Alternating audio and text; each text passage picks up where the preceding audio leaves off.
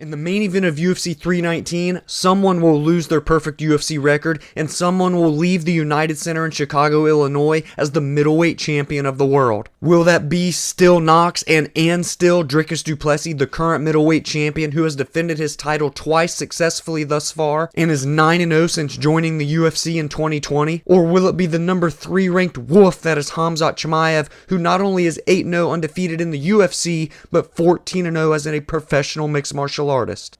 This middleweight championship bout comes at a perfect time for both of these gentlemen because they are both 31 years old. They are in their fighting primes right now. For the champion Dricus Du Plessis, he has quietly and at the same time not so quietly put together one of the most impressive middleweight resumes in the history of the weight class. He has beaten longtime veteran Brad Tavares. He has beaten former title challenger Darren Till. He has beaten longtime veteran and ranked fighter Derek Brunson. And he has beaten former champions Israel Adesanya, Sean Strickland twice, and Robert Whittaker. And he finished Whittaker and Adesanya and has 2 decisions over Strickland, with the last one, his most recent fight in February at UFC 312, being much more decisive than the first. And somehow, some way, Dricus Du Plessis knows how to win fights, even though we don't know how to describe the way he wins them. He's got to be one of the most unorthodox fighters on the entire UFC roster right now, but he has utilized those skills, or lack thereof, dare I say, to become the best middleweight on planet Earth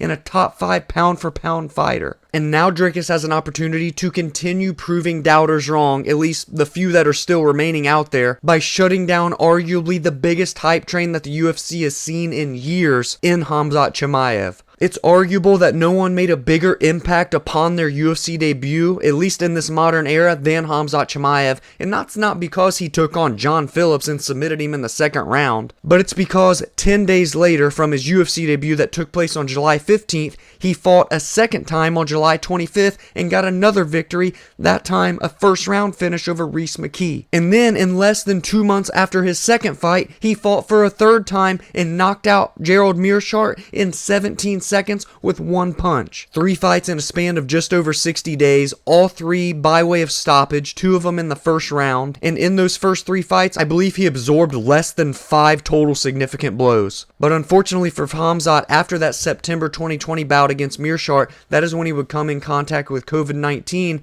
and what for him would be long COVID that severely impacted his lungs and bodily functions. He would be out of action for 13 months until returning to take on Li Jingliang at UFC 267 in October of 2021. And although the inactivity and illnesses sidelined him, he came back arguably stronger than ever with another first round finish, and that was a submission over the Leech where he would pick him up, carrying him over the Dana White, yell at Dana, then take him down and finish him. But then in April of 2022 at UFC 273, we would finally see Khamzat be tested, and it was an absolute blood and guts battle in one of the best fights of the year against the former title challenger Gilbert Burns. So in the spring of 2022, we would finally see Khamzat Chimaev show relative weakness and know that he is human, and in September of 2022, we saw a lack of discipline happen for the first time because he would enter UFC 279 fight week, arguably the most insane fight week in UFC history. 8 pounds overweight, not even attempt to make the welterweight limit, which would then force the UFC to scramble between the top 3 fights on the card. However, he would ultimately take on Kevin Holland, and he would get another win, and it was a first round submission there as well. Then we would see another 13-month hiatus before he would come up to middleweight on short notice to take on former welterweight champion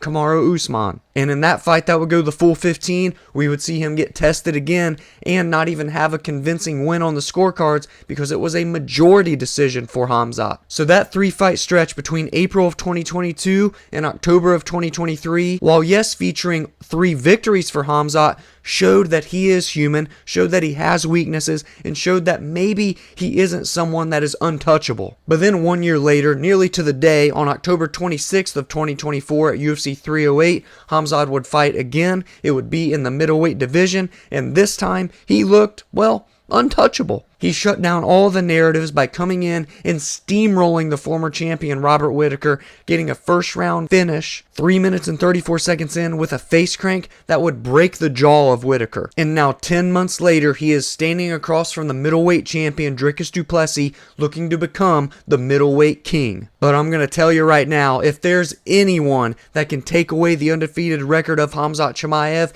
it is Dricus Du Plessis. Because DDP continues to prove that he can shut down any style of fighter that there is. Whether it's high quality, high level strikers like Israel Adesanya, Robert Whittaker, and Darren Till, a wrestler like Derek Brunson, or someone who is non-stop in your face from minute 1 to minute 25 in Sean Strickland, he has gotten wins over the likes of all of them. But none of them hold the pressure and volume and pace and grappling that Khamzat Chimaev will present. And I'm not going to lie, when I see the 50% takedown defense percentage of Dricus Du Plessis, it definitely is cause for concern. But in this one, I don't think it's a matter of if he can defend the takedown. I think it's a matter of if he can get back up from the takedown. That will be the biggest determining factor of the outcome of this bout. Because if Dricus can force Khamzat to work harder than he's used to for the takedown and not get finished quickly once taken down, and he can stretch the fight into round 2, round 3, and for the first time in Khamzat's career,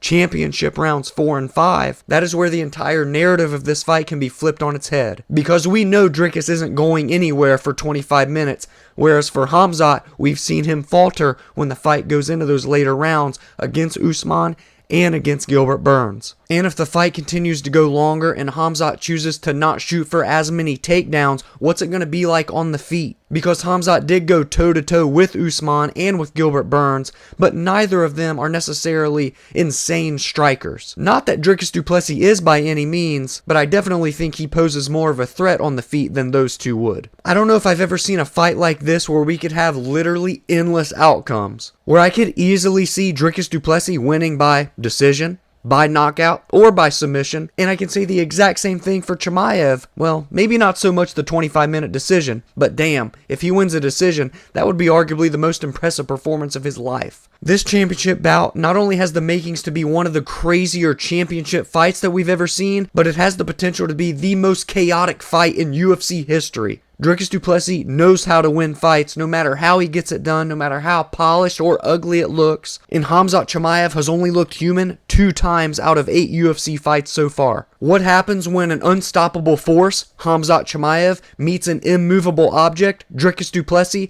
That's the question that we get answered at UFC 319 in Chicago, Illinois. And I want to hear from you down in the comments below. Give me your predictions for this championship fight and your bets. Who's going to leave Chi-Town as the middleweight king in what is arguably the best point in time in the entire middleweight division's history for the UFC? If you enjoyed this breakdown, please be sure to drop a like and subscribe to the channel if you are new, because every single week I break down and preview the biggest and best fights and storylines, as well as recap the most meaningful results in the aftermath of each card, and I give my thoughts and opinions on MMA news and fight announcements. And if you subscribe, it would be greatly appreciated because the channel is on its way to reaching 1,000 subscribers, hopefully before the end of the year. You can also join the discussion on social media at Verbal Spar MMA on X, Instagram, and TikTok, as well as like the Facebook page Verbal Sparring MMA, and you can follow on your favorite audio listening platforms such as Spotify and Apple, where every Monday and Friday podcast episodes are released there. Have a great weekend, enjoy the fights, and I will see you all in the next video.